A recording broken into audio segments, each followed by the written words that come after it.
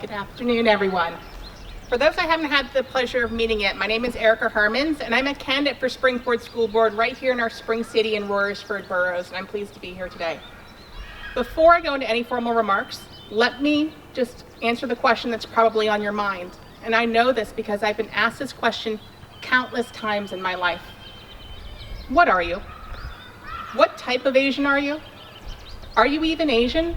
Because you look a little Hispanic, or maybe Puerto Rican, Mexican, Hawaiian, Filipino, or one of my personal favorite guesses, you must be Inuit. So, to satiate your curiosity, I'm a proud daughter of a Korean immigrant. My mother, thank you. My mother immigrated to this country. I was born on Yokota Air Force Base in Tokyo, Japan. My father is a veteran of our U.S. Armed Forces, and he met my mother, Kyung-Cha Lee, there. And as I mentioned, I have been asked some version of this question for as long as I can remember. And one of my earliest recollections of it was when I was 10 or 11 years old.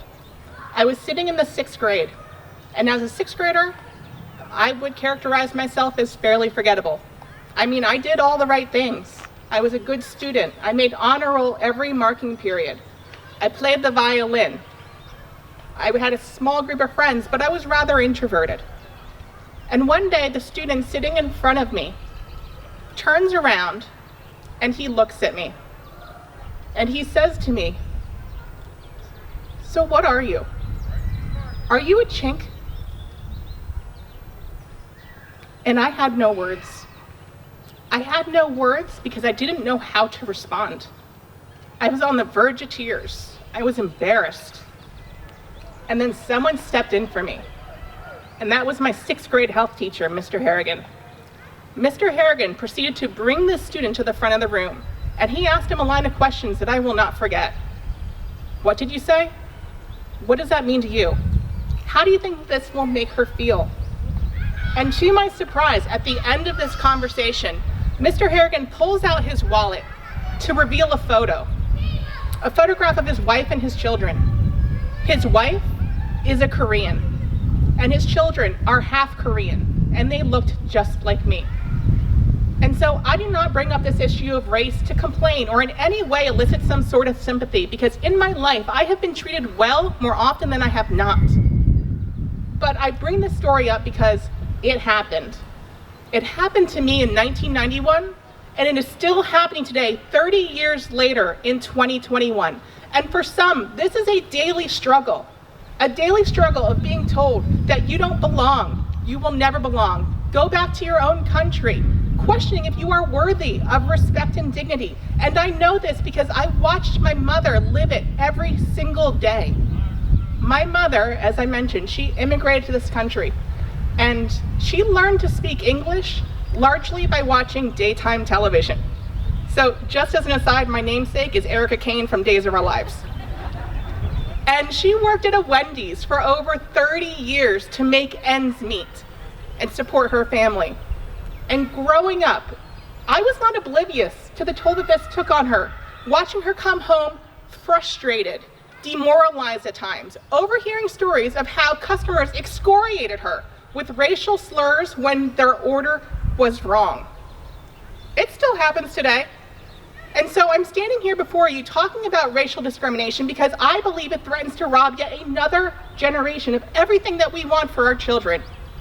Talking about race, it's hard, it's uncomfortable, and believe me, it crossed my mind this week that there may be some who choose to perceive me as a stereotypical angry Korean woman. But this cannot deter us. Right? We have to be comfortable raising these issues because the first step in solving any problem is awareness. And I know firsthand that there are some local leaders out there who lack this awareness. They choose to grandstand or overlook issues. I observed it. In February, I had the opportunity to participate in a conversation about educational equity with school board directors and candidates throughout Montgomery County. And there was one comment that really stuck with me, to where a school board director said, and I quote, "We treat all of our students the same. We don't look at race." Well, isn't that the problem? It's what every underrepresented and marginalized population wants to hear from those who were elected to represent them. We don't see you.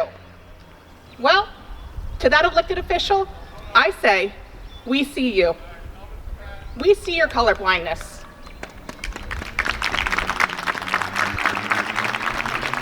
And I got news for you.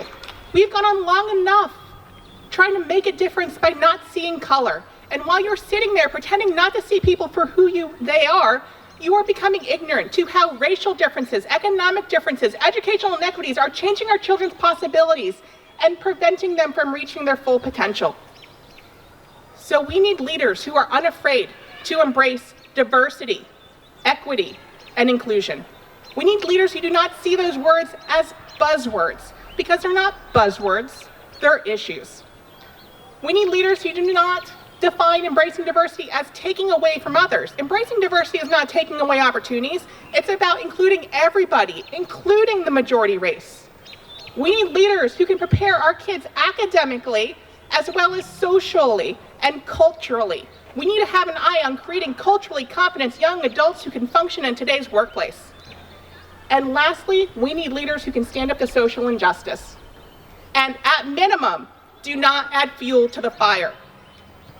And so we all need to be willing to have these proactive conversations about race with honesty and understanding. And not just because it's the right thing to do, because it's the smart thing to do.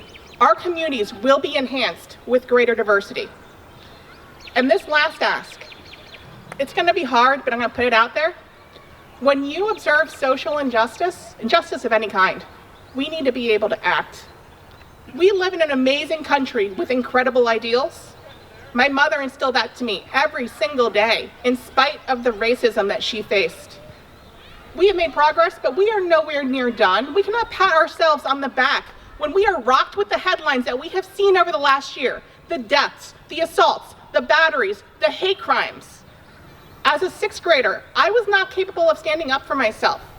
But over time, I learned how to do that with the help of strong role models, not just for myself, but more importantly, for others.